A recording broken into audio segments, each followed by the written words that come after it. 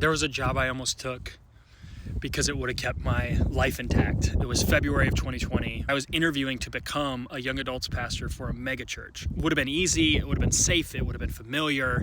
My life in Texas was actually coming apart.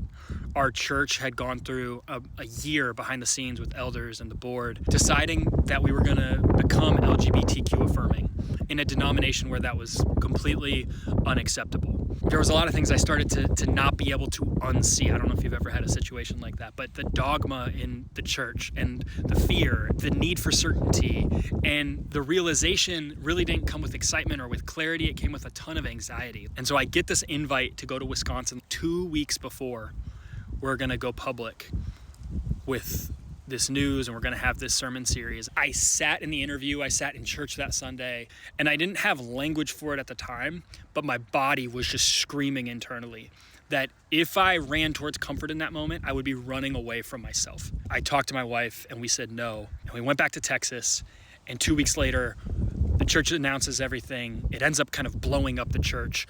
And then COVID hits like 2 weeks after that, and everything goes quiet, and my life starts to really fall apart at this point. I'm hiding in grocery stores to dodge church people. I lost friendships. That season of life taught me I can fall in line, I can say the right things, but why would I want to be liked for something that I'm not? Honesty in no way keeps you safe, but it does give you your life back in a certain way. It gives you agency, and we don't have a lot of agency in this life. There's a lot of things that are out of our control, but in the ways that we do have control, like being honest, we should be, because it gives us a certain spine. It gives us a certain amount of self-respect. If the way that you used to think feels small now, and the world feels really big, so you sometimes don't feel like you know where to start, I am often there too. I want to talk about all this stuff. And last year I ended up making this like 7-part YouTube series with my friend Dave Bindewald up in Pittsburgh.